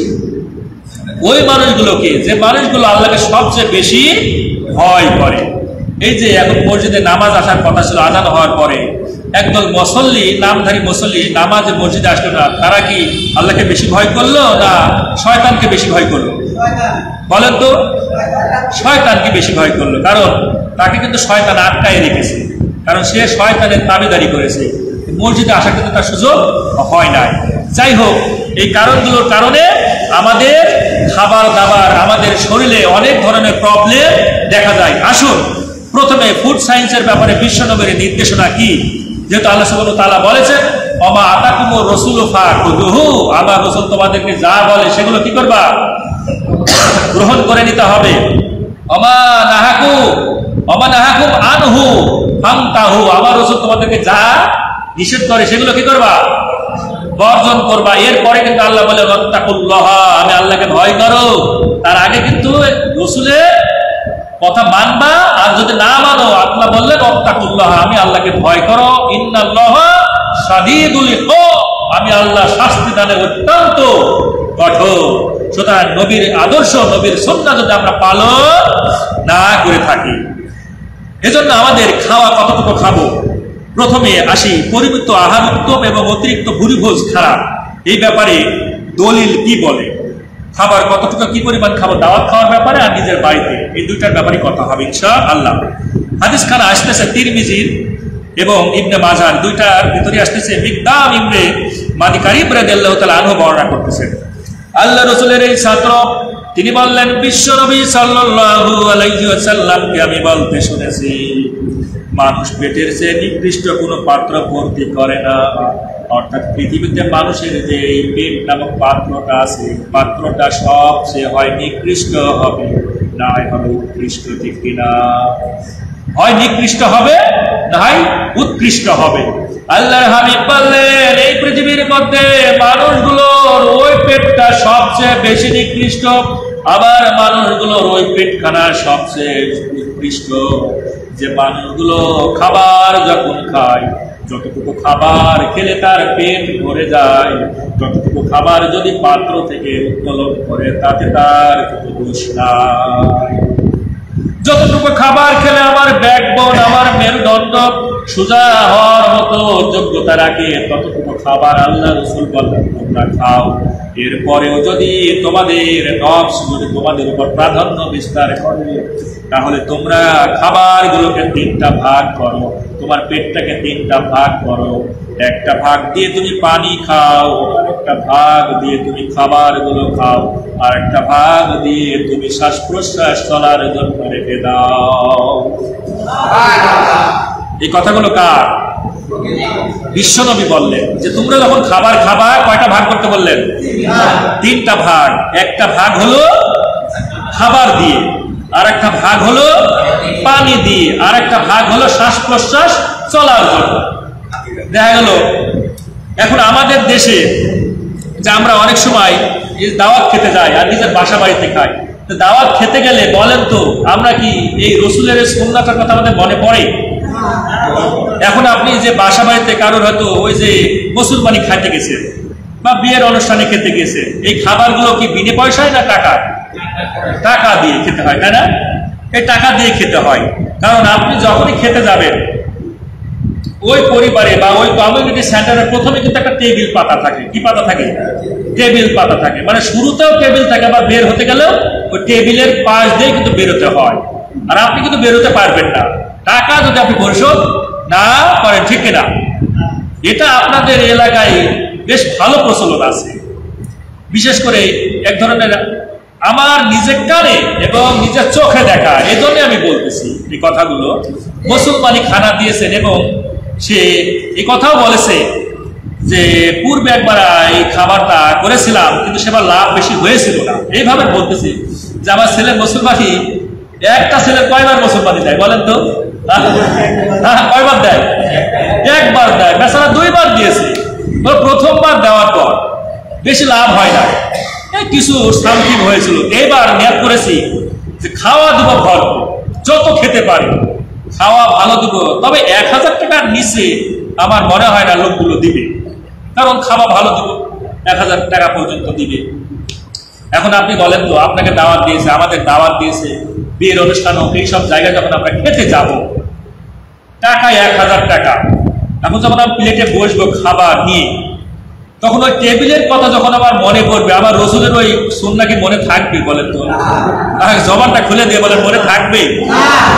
আগে আমার নিয়ত হবে যে টেবিলে তো আমাকে 1000 টাকা দিতে হবে। যখনই তার 1000 টাকার কথা মনে পড়বে, টেবিলে আমার 1000 টাকা দেওয়াই লাগবে, তখন কিন্তু সে ওই যে পায়জামার যে গিট খুলে দিবে, গিট খুলে দিয়ে একেবারে গলা পর্যন্ত সে চেষ্টা করবে খাবে, এবং চিন্তা করবে রাতের খাবারটাও যেন আবার এই দুপুরের খাবারই হয়ে যায়। তখন কিন্তু বেমালুম এই মানুষটা বেমালুম ভুলে যাবে যে আমার রসুল যে 3টা ভাগ করার কথা বলেছে, একদমই ভুলে যাবে। আর ওই টাকা চিন্তা আর ওই টেবিলের চিন্তা, ও খেতে খেতে দেখতে পাবে টেবিলে বসে আছে লোক, কারণ আমাকে টেবিল ক্রস করতে হবে। অথবা প্রথমে শুরুতেও আবার অনেকের সময় কি টাকা পয়সা দিয়েই কিন্তু আবার ঢুকতে হয়, ঠিক কিনা? এটা আমাদের দেশে এখন কাস্টমে পরিণত হয়েছে, ট্র্যাডিশন। এটাকে বলে this is called tradition. They who carry out this tradition they are up to date man, they who are modern man, they who are digital person, তাদেরকে বলা হয় আধুনিক মানুষ। আর যারা এই সবগুলো পছন্দ করে না তাদেরকে বলা হয় they who are analog person, তারা অতীতকালের মানুষ। কিন্তু আপনি দলিল, আপনি সুন্নাহর আলোকে একটা হাদিস দেখা, কোরআনের একটা আয়াত দেখা যে আপনি মানুষকে খাওয়ায়া জিম্মি করে এই টাকাগুলো নিবেন, কোথায় পেয়েছেন? আপনি দাওয়াত দিয়েছেন, মানুষের যদি ইচ্ছা হয় আপনাকে খুশি করে হাদিয়া দিতে পারে, কিন্তু আপনি আগে টেবিল পেতে রেখেছেন, এটা কোথায় পেয়েছেন? আপনি খাবারের সময় লিখে দিতে পারেন না চিঠিতে যে উপহার গ্রহণ করা হবে না, আমি খাবার দাবার নিব না। আলহামদুলিল্লাহ, আমি নিয়ত করেছি, জানি না আমার এই নিয়ত কবুল হবে কিনা। আমার দুটা মেয়ে, আমি বলেছি আমার ওয়াইফকে যে বিবাহ দিব, আমি কখনো বলবো না যে যাদেরকে দাওয়াত দিব তাদেরকে বলবো না যে দিতে হবে, এবং চিঠিটা লিখেই দিব যে তোমাদের কোনো কিছু দেওয়া লাগবে না, তোমরা আল্লাহর রাস্তে আমার যতটুকু ডাল ভাত সামর্থ্য থাকে তোমরা খেয়ে যাবো, তোমাদের কোনো কিছু দেওয়া লাগবে না। এটা আমার নিয়ত আছে। আল্লাহ সুবহানাহু ওয়া তাআলা আমার এই নিয়তকে কবুল করেন, বলেন আমিন। আপনাদের যদি নিয়ত থাকে বলেন আমিন। নিয়ত যেন থাকে আল্লাহর রাস্তে, আল্লাহকে খুশি করার জন্য, রাসূলের সুন্নাহকে জিন্দা রাখার জন্য এই কাজগুলো করবেন। কারণ যখনই আপনার মনে থাকবে টাকা দিয়ে খাওয়া রাসূলের এই সুন্নাহটা দিনের পর দিন ভুলে গেছে মানুষের মধ্যে, কেন রোগ, কেন আজ মানুষের মধ্যে এই বদহজম, কেন হার্টবার্ন, কেন আলসার, কেন পেপটিক আলসার, কেন ডিউডেনাম আলসার, কেন laryngitis, pharyngitis, heartburn, chart, only one reason, we forget Sunnah of my prophet sallallahu alaihi wasallam, আমরা রাসূলের সুন্নাহকে বেমালুম ভুলে গেছি এইগুলো কারণের জন্য। আল্লাহ রাব্বুল আলামিন এই যে মানুষগুলো দাওয়াত খেলেন, দাওয়াত খালেন, একেবারে গলা পর্যন্ত খাবার খেয়ে যখন এই রাস্তা দিয়ে আসবে, একটা চিকন রাস্তা দিয়ে যখন যায়, শীত হয়ে পড়ে গেছে, তাছাড়া উঠতে পারে না। লোকজন যখন তুলে ধরে, ভাই একটু ওঠো, ওঠার পর বলে ভাই তুমি কি ওষুধ খেতে পারো না, তোমার শরীর তো দুর্বল। বলে ভাই দুর্বল মানে আমি কেবল খেলাম গরুর মাংস, ছাগলের মাংস, ডিম, দুধ, এত কিছু খেয়েছি আর আমার শরীর দুর্বল, মানে ভাই তুমি যে পড়ে উঠতে পারছো না? আরে ভাই আমি পড়ে উঠতে পারছি না দুর্বলতার জন্য না, বেশি খাওয়ার কারণে। এমন খাওয়া খেয়েছি উঠার মতো কায়দা আমার নেই। তো ভাই তুমি একটা ট্যাবলেট খেয়ে নিও হজমে, এখন তো হজমের জন্য পাওয়া যায়, পায় না? মানুষ কিন্তু দেখবেন বিয়ের বাড়িতে বেমালুম খাওয়া দাওয়ার পর আরসির বোতল, পেপসি অথবা মদ, যাতে হজম দ্রুত হয়ে যায়, এই কারণে এই জিনিসগুলো খায় না, খায় না। আল্লাহ সুবহানাহু ওয়া তাআলা আপনার পেটের মধ্যে একটা অটোমেটিক জিনিস দিয়ে দিয়েছেন, যেগুলো আপনাকে কি করবে, ডাইজেশন করবে, মেকানিক্যাল ডাইজেশন করবে, কেমিক্যাল ডাইজেশন করবে। এই জিনিসগুলো করার জন্য আল্লাহ দিয়েই দিয়েছেন। আপনি অতিরিক্ত এই জিনিসগুলো ব্যবহার করার কারণে আজ পেটের মধ্যে আমাদের সবচেয়ে নিকৃষ্ট পাত্রতে পরিণত হয়েছে, ঠিক কিনা? এজন্য আমাদের এগুলো মনে রাখতে হবে। আল্লাহ রাসূলের সামনে একজন মানুষ ঠেকুর তুলতে শুরু করলেন। রাসূলের হাদিস তিরমিজির 2478 নম্বর হাদিস, মিশকাতের 5193 হাদিস, ইবনে মাজার 3350 নম্বর হাদিস। আল্লাহ রাসূলের সামনে একজন মানুষ এসে বারবার ঠেকুর তুলতেছে। আল্লাহর হাবিব বিশ্ব নবী বললেন, ওহে মানুষটা, তুমি তোমার ঠেকুরকে প্রতিরোধ করো। বেশি খেলে ঠেকুর ওঠে না, কম খেলে ঠেকুর ওঠে? বেশি খেলে ঠেকুর ওঠে না? আল্লাহর হাবিব বললেন, ও মানুষটা শোনো, পৃথিবীর মানুষগুলো শোনো, এই পৃথিবীতে যারা অধিক পরিমাণে ভুরিভোজ করে, যারা বেশি পরিমাণে খায়, কিয়ামতের ময়দানে তারা সবচেয়ে বেশি ক্ষুধার্ত থাকবে। কিয়ামতের দিন তারা কি থাকবে? সবচেয়ে বেশি ক্ষুধার্ত থাকবে, যারা এই পৃথিবীর মধ্যে বেশি খায়, বেশি বেশি করে ঠেকুর তোলে। এটা কি আমার কথা? আমি 4টা গ্রন্থের আলোকে কথাগুলো বললাম। হয়তো তোমার রাদিয়াল্লাহু তাআলা আনহুর অভ্যাস ছিল কাউকে সাথে নিয়ে খাওয়া। এই হাদিসখানা বুখারীর 5375 নম্বর হাদিস। ওমর রাদিয়াল্লাহু তাআলা আনহু খাবার সময় মানুষকে নিয়ে খান। নাফে নামক একজন ব্যক্তি একজন মানুষকে নিয়ে আসলেন, একজন বেদুইনকে নিয়ে আসলেন ওমরের সাথে খাওয়াতে বসার জন্য। ওমর রাদিয়াল্লাহু তাআলা আনহু খেতে বসেছেন। খাওয়া শুরু না করতে করতে বেদুইন বেটা সব খাবার গোগ্রাসে খেয়ে ফেললেন। ওমর রাদিয়াল্লাহু তাআলা আনহু এই খাবারটা খাওয়া শুরু করতে না করতে বেদুইন বেটা সে কি করতে গোগ্রাসে সব খাবার একবাই খেয়ে ফেলে। উমর রাদিয়াল্লাহু তাআলা আনহুর খুব রাগান্বিত মানুষ, কারণ শয়তান উমর রাদিয়াল্লাহু তাআলা আনহুকে দেখে 40 হাত দূরে কি করতেন, ঘোরাফেরা করতেন, কাছে আসতেন না। একমাত্র শয়তান, একমাত্র ব্যক্তি ছিলেন উমর রাদিয়াল্লাহু তাআলা আনহু, যার কাছে শয়তান আসতেন না, ভয় আসতেন না, 40 হাত দূরে থাকতেন। সেই উমর রাদিয়াল্লাহু তাআলা আনহুর সামনে লোকটা গোগ্রাসে সব খাবার খেয়ে ফেলেছে। ওমর চিন্তা করলেন আর বললেন, ওহে নাফে শোনো, তুমি এমন একজন লোককে আমার সামনে নিয়ে এসেছো যে লোকটা সমস্ত খাবারগুলো খেয়ে ফেলেছে। তুমি কি জানো না, একজন মুসলমান এক পেটে খায়, কিন্তু কাফেররা খায় 7 পেটে। কাফেররা কয় পেটে খায়? 7 পেটে। 7 পেটে খায়, এটা হাদিসের কথা। মুসলমান খায় 1 পেটে, কাফেররা খায় 7 পেটে। এজন্য আমাদেরকে একটু মাথায় রাখতে হবে খাবারের সময়। হয়তো উমর রাদিয়াল্লাহু তাআলা আনহু বললেন যে অতিরিক্ত খাবার খেলে কি কি সমস্যা হতে পারে, অতিরিক্ত খাবার থেকে আমাদের বেঁচে থাকতে হবে। আমরা যদি অতিরিক্ত খাবার খাই তাহলে আমাদের অলসতা সৃষ্টি হয়। বেশি খেলে কি হয়? আমাদের অলসতা সৃষ্টি হয় না? অলসতা সৃষ্টি হয়। দ্বিতীয় নম্বর হলো, আমাদের জন্য যখন অলসতা সৃষ্টি হয় আমাদের কষ্টদায়ক হয়ে যায়। বেশি খেলে কি হয়? কষ্টদায়ক হয়। 3 নম্বর হলো, দৈনন্দিন জীবনে আমরা যদি পরিমিত খাবার খাই আর এটা যদি না খাই তাহলে আমাদের ভিতরে একটা অহংকার চলে আসে। আর যদি আমরা পরিমিত খাবার খাই তাহলে আমাদের ভিতরে অহংকারটা কি হয়ে যায়? দূর হয়ে যায়। অনেকে বলে না, আরে তুমি এতটুকু খাও, আমি যা খাই তোমার পরিবারের পুরো সংসার খরচ তা হয়ে যায়। বলে না এমন মানুষ? অহংকার করে বলে না যে আমার পেটে আমি একবারে যা খাই তোমার পরিবারের সবার সংসারের খরচ তাই হয়ে যায়। কথাগুলো মিলতেছে না? এরপরে শরীরের জন্য অপকার হয়ে যায়, উপকার বয়ে আনে না।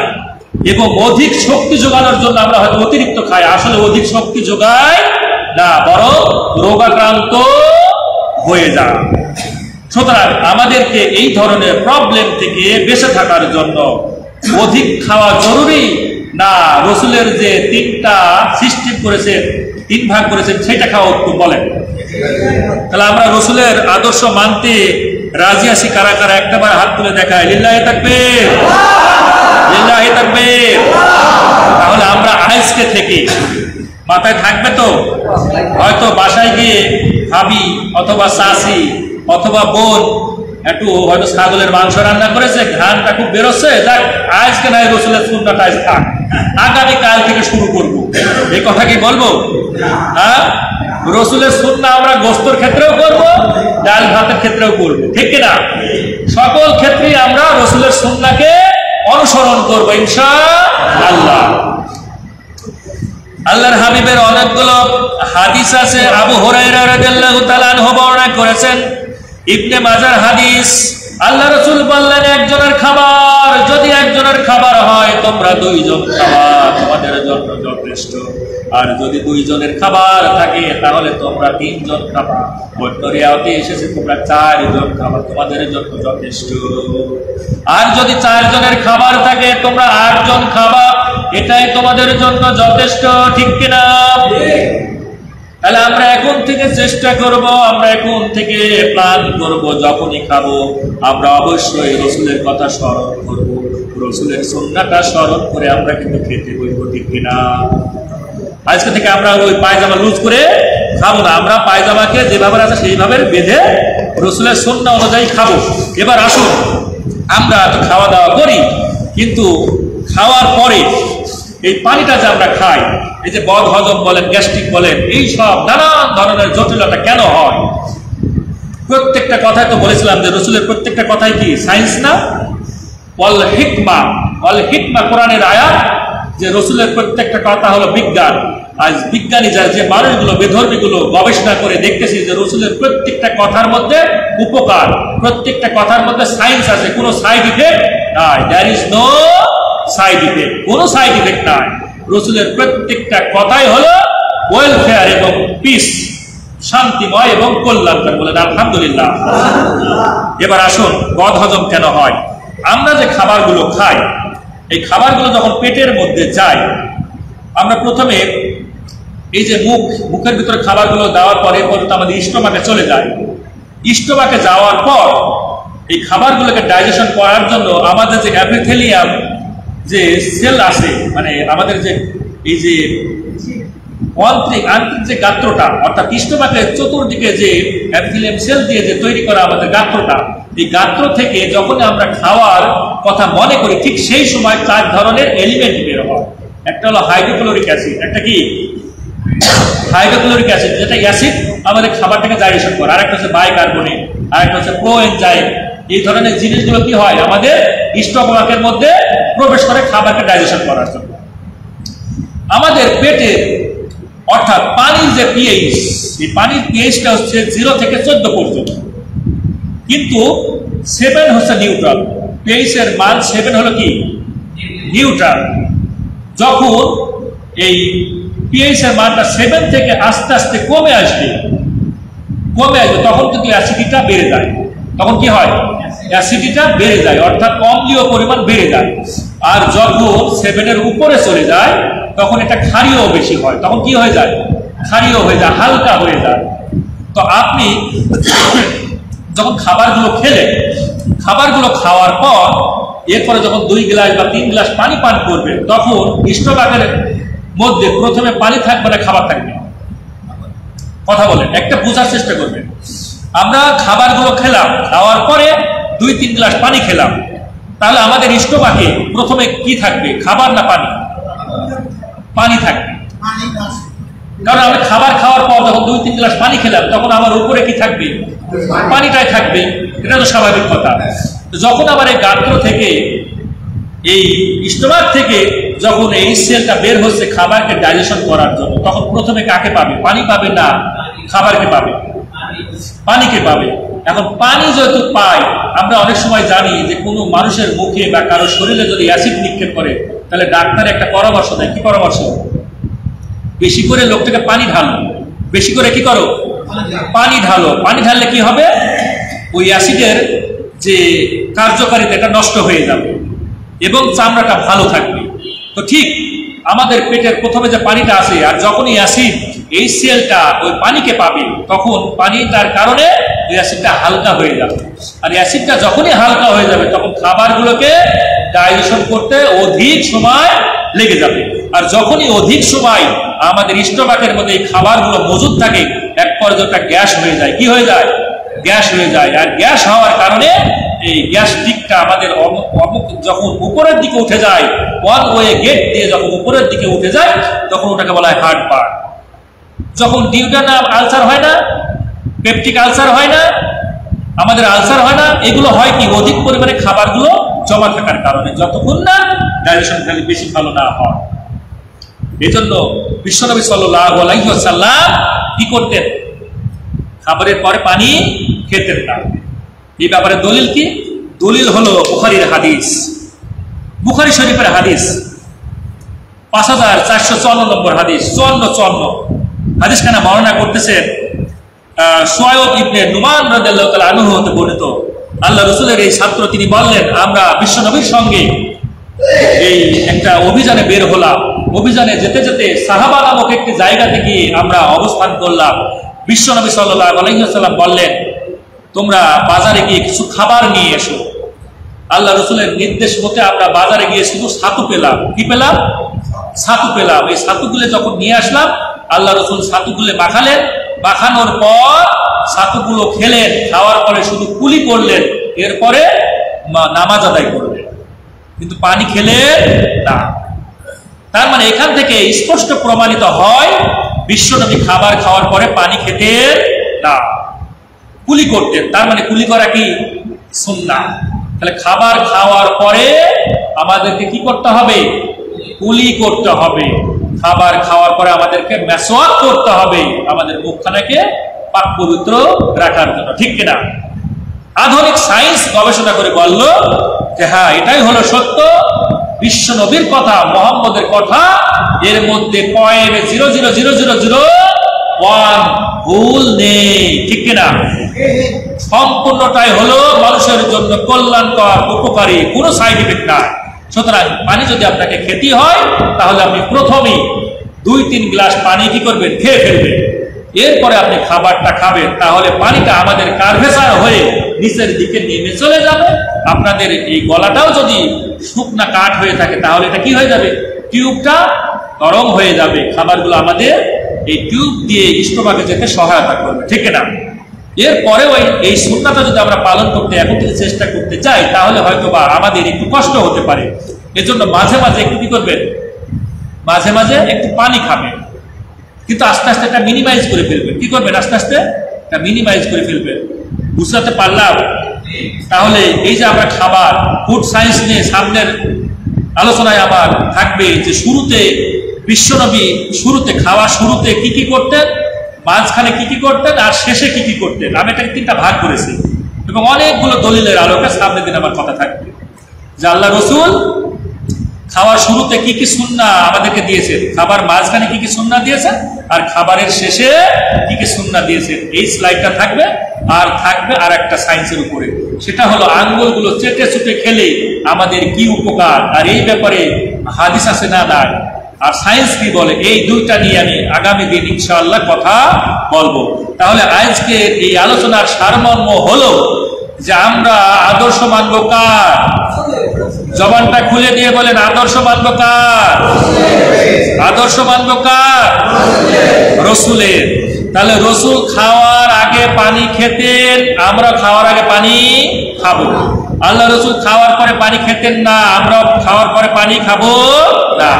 তবে একবারে না, কিন্তু আবার চিন্তা করেন যে হুজুর তো বলে দিয়েছে যে পানি খাওয়া নিষেধ করে দিচ্ছে, এটা না, কিন্তু অন্তত আধা ঘন্টা হোক, 20 মিনিট হোক, যতটুকু আপনি থাকতে পারে, দেখবেন আপনার শরীরটা পাতলা লাগবে।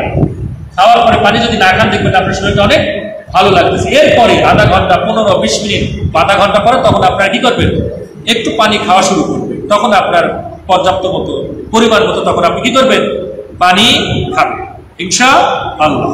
তাহলে গেল আমরা খাওয়ার ব্যাপারে এই সায়েন্সটা যদি আমরা ফলো করি, এই সুন্নাহটা যদি ফলো করি, আমাদের কি গ্যাস্ট্রিক হবে, হার্টবার্ন হবে, পেপটিক আলসার হবে? কথা বলুন, হবে না ইনশাআল্লাহ। আমরা উন্নত জীবন লাভ করতে পারবো। আল্লাহ সুবহানাহু ওয়া তাআলা বললেন, ওমা আতাকুমুর রাসূলু ফাখুযুহু, আমার রাসূল তোমাদেরকে যা দেয় সেগুলো তোমরা কি করো, গ্রহণ করো। এজন্য আমরা এগুলো গ্রহণ করব। কাকে ভালোবেসে? কাকে ভালোবেসে? আল্লাহ সুবহানাহু ওয়া তাআলাকে ভালোবেসে, আল্লাহ রসুলকে ভালোবেসে। তবে প্রথমে ভালোবাসতে হবে কাকে? প্রথমে ভালোবাসবো কাকে? দল তো 2টা হয়ে গেছে, একদল বলছে আল্লাহকে, একদল বলছে রসুলকে। কাকে আগে ভালোবাসবো? জবাব দেবে কে? সমাধান চাও যদি জীবনে মরণে, ফিরে যাও খুঁজে নাও, চোখ রাখো কোরআনে। আল্লাহ রাব্বুল আলামিন কোরআনুল কারীমের মধ্যে বললেন, কুলিন কুনতুম তুহিব্বুনাল্লাহ ফাত্তাবিউনি ইউহিব্বুকুমুল্লাহ ওয়া ইয়াগফির লাকুম যুনুবাকুম আল্লাহু গফুরুর রহিম। এই আয়াতে কারিমা আল্লাহ জানিয়ে দিলেন কাকে প্রথমে ভালোবাসবা। আল্লাহ বললেন, প্রথমে আমার রাসূলকে ভালোবাসো। আমার রাসূলকে যারা ভালোবাসে সে আমি আল্লাহকেই ভালোবাসলো, আর আমি আল্লাহকে যারা ভালোবাসলো ওই মানুষগুলোকে আমি ক্ষমা করে দিব তার তামাম জীবনের গুনাহগুলো। সুবহানাল্লাহ বলবেন না? এই জন্য রসুলকে ভালোবাসবো, এরপরে রসুলকে ভালোবাসা মানে আবার আল্লাহকে ভালো, রসুলের সুন্নাহ পালন করা মানে আল্লাহকে ভালোবাসা, ঠিক কিনা? আল্লাহ সুবহানাহু ওয়া তাআলা আজকের এই আলোচনা আমাদের বাস্তব জীবনে পঙ্খানুপঙ্খু রূপে যেন আমরা পালন করতে পারি। যে সকল মা এবং বোনেরা অত্র এলাকার মানুষগুলো আজকের এই আলোচনা শুনেছেন, আলোচনা থেকে আমরা যেন উপকার পেতে পারি এবং আজকের এই আলোচনা যেন কাল কিয়ামতের ময়দানে আমাদের নাজাতের জন্য জারিয়া হয়ে যায়, বলেন আমিন। আল্লাহুম্মা আমিন সুম্মা আমিন। রব্বানা যালামনা আনফুসানা ওয়া ইল্লাম তাগফির লানা ওয়া তারহামনা লানাকুনান্না মিনাল খাসিরিন। রব্বানা লা তুযিগ কুলুবানা বা'দা ইয হাদাইতানা ওয়া হাব লানা মিন লাদুনকা রাহমাতান ইন্নাকা আনতাল ওয়াহ্হাব। রব্বি জাল্লি মুকিমাস সালাতি ওয়া মিন যুররিয়াতি রব্বানা রব্বানা রব্বানা ওয়া তাকাব্বাল দুআ।